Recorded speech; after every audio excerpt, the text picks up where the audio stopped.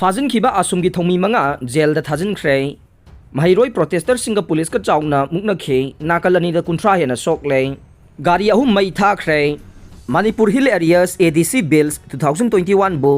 ngahan loisinkhिबा assembly mifamda puthoktuna khanagadabani haibagi demand da asumna ahanbada tha asigi ahum dage singi district sing da pung kun mari gi total shutdown gi khongjang changsin gani laukhoki badage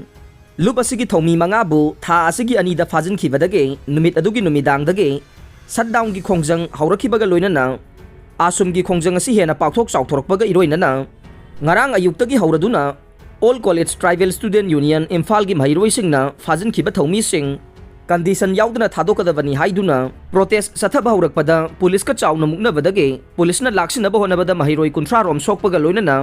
police personnel अहुमसु अशोकपन नंख्रे हाइरे अमरोमदा मखाताना सथरगलिबा total shutdown गी खोंजंग मनुंग चन्ना ngarang nungthildage numitang wairam phawbada tidim lambi paringda tongan tonganba gari ane total shutdown gi mayokta leiba amasung masibu sawgatpa singne chingnaba singna mai thadokre all college tribal student union ge masing yamlaba mahiroi singna khongjang changsin gadawre tabadage ngarang ayuk angan badagi hauraduna police personnel singna adim jati complex pu ngak senbagi thabak tawkhe adubu ayuk pung 8:30 kunthra rom tarakpada mahiroi singna kabolai kai ge mbc church manakta leiba mau kaithel da omsinduna makhoi gi khongjang changsinna bohonarakpada police na control tawna bohonakhe masida mungna ba thorakpadage protester singna police tamna nungna thomkhe aduga police na su mok bom amasung tear gas sel na chingba sejinaduna protester singbu control tawkhe masida nakalani gi marakta asokapan sing yauna khibani haire amaromda ngarang nungthel pung ahum lom tarakpadagi na numidang wairam pung 6 taramdai fawbugi manungda total shutdown gi mayokta leiba sing amasung masibu sawgatpa singni singnaba singna phawgak saw ikhai amasung torbung manake kapranga hawlai pokpigi mafam amada ikoben amaga sweep car amaga mai thadokre haire loina na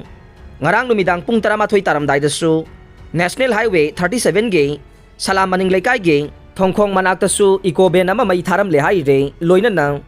tha asigi ani da police na fajin dunna makhoi ge custody da thamlakiba asum ge thaupu ba manga ngarang makhoi gi police custody matam loiraduna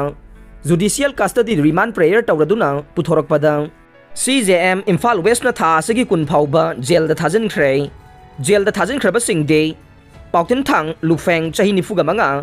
Andrea Senruwang chahi kuntraga taruk Khaiminland Dongel chahi kuntraga manga Marangkhai Arungse chahi kuntraga mathoi amasung John H Pulamte chahi yangkhai ga mathoi ni haire oirakliba phibam asida state asida Pamdaba Thoudok sing Thoktanaba ngasidagi hogduna numit manga ne state asida mobile data service suspend tawkhre hairiba order ase governor gi mingda H Gyan Prakash special secretary home government of Manipur na thokibane loina na Bishnupur district ke district magistrate Laurembam Bikram na CRPC gi dara chamaga nifu mari impose tawkhre hairiba impose tawribe area se Bishnupur district ke manungda leriba revenue district ki apunbada leriba mapum khudingmakta thani chupna chathagane hairiba order ase Pamdaba Thoudok sing Thoktanaba ni haire aroi bada tabiri bapum namakpu thagachari